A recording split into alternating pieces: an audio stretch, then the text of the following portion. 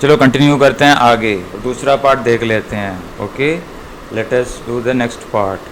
अगर if p dash divides z and p dash divides t, तो क्या होगा? Same analogous argument we can show that this is not possible. मैं फिर भी लिख देता हूँ क्योंकि it is an important part of the proof.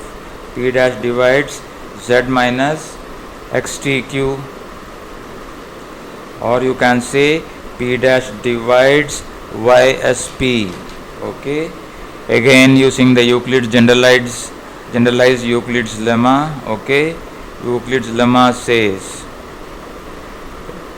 either p dash divides y, p dash must divide either y, or p dash must divide s, or p dash must divide the prime number p. Okay, no, sorry, p is not a prime, p dash is a prime. Okay, so let us make the cases again. इसी उसमें भी यहाँ पे भी वैसे ही, इसका मतलब है कि GCD of y and t.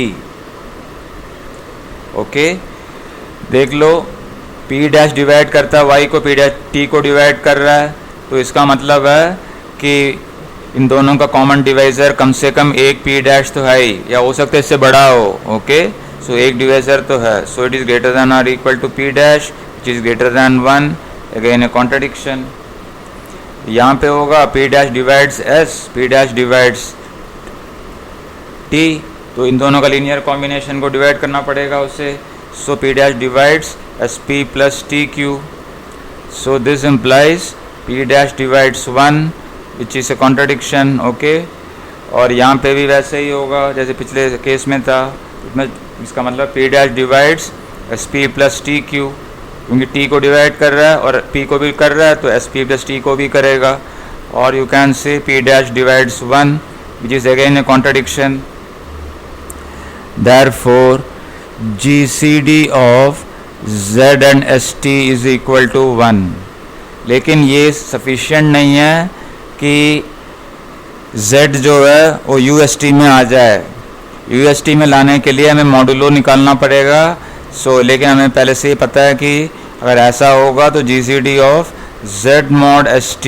Okay, st से डिवाइड करके रिमाइंडर निकाल लो, उससे भी ये रिलेटिवली प्राइम होना चाहिए. So therefore we can say that. Okay, so अब हम कह सकते हैं, इसका मतलब है कि z mod st जो है, z mod st belongs to UST और इसी की इमेज होगी. Okay, therefore t of z mod st is equal to is nothing but z mod s comma z mod t. Okay, ordered pair z mod s and z mod t. देखो modulo st मैंने किया है, यहाँ पे मैंने modulo st अगर z dash मैंने यहाँ पे शो किया है ऊपर कि z mod dash axis z mod s, ठीक है. देखो यहाँ पे z mod s है, z mod ठीक. Okay, it does not matter, it is okay. It is all right. The proof on to it is the most important part of the proof. अब चलते हैं. So therefore t which is equal to x comma y. Okay, sorry, which is equal to, यहाँ पर लिख देता हूँ, which is equal to x comma y. Therefore t is on to. अब चलते हैं. t is operation preserving. t is operation preserving. Okay, तो इसका प्रूफ कैसे करते हैं? सो स्टार्ट कर लेते हैं. Let x comma y belongs to UST. इसका मतलब है xy इज क्लोज्ड है. ओके, सो इसका मतलब है xy mod st is a member of UST. Okay, so therefore t of xy mod st. Okay, t of xy mod st is given by xy mod s, xy mod s comma xy mod of t. Okay, mod of t. So इसको हम लोग लिख सकते हैं ऐसे, which can be written as, देख लो कैसे, using the property of modulo इसको लिख सकते हैं x mod s multiplied by y mod s का होल mod s। ओके, यही प्रॉपर्टी को आप लोगों ने बार बार यूज़ किया है, तो यहाँ पे फिर से उसी को यूज़ कर रहे हैं। ओके, सो पहले हो गया x mod t multiplied by y mod t, okay, whole multiplied by mod t, okay, whole mod t, okay. तो y mod t का ये ब्रैकेट और ये बिल्कुल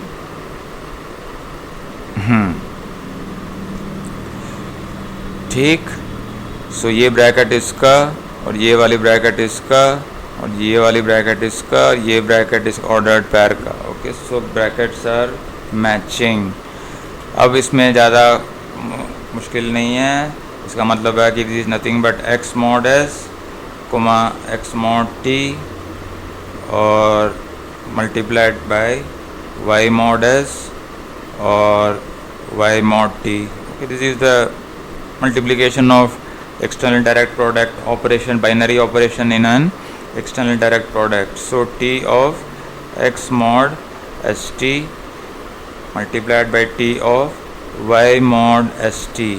Okay, therefore t isomorphism है, therefore we can say that u of st is isomorphic to and the external direct product of us and ut whenever gcd s and t are relatively prime.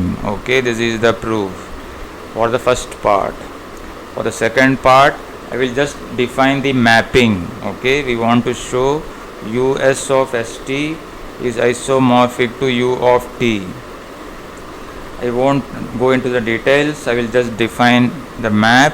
Define t from us of st to ut by, okay, by t of x mod st. X mod st is equal to x mod t. तो इसी तरीके से show करोगे t well defined as, show t is well defined, 1 to 1, on to and operation preserving. Okay, so that you get the required one. Okay, so that isomorphism बन जाए. So for third part के लिए भी I will just give you the map. Third part हमें क्या proof show करना चाहते हैं? We want to show that ut of st is isomorphic to us. तो इसके लिए डिफाइन कर लो map t from ut of st to us by, okay, t of x mod st which is equal to x mod s. okay, वहाँ पे क्या था, यहाँ पे x mod t था यहाँ पे, और इधर we are having x mod s. okay, so show करो again, show that t is well defined, 1 to 1, on to and operation preserving, so that you get the required result. Okay, so एक इसी की corollary है, बहुत simple सी corollary है, by induction से I will just state it, that's all. Okay, let m be product of n1 n2 dot nk such that gcd सारे numbers relatively prime हैं. okay, mutually, okay, ni nj they are relatively prime for all I not equal to j. Then okay, um is isomorphic to the internal direct product of u of n1 with u of n2 and so on dot with u of nk. okay, तो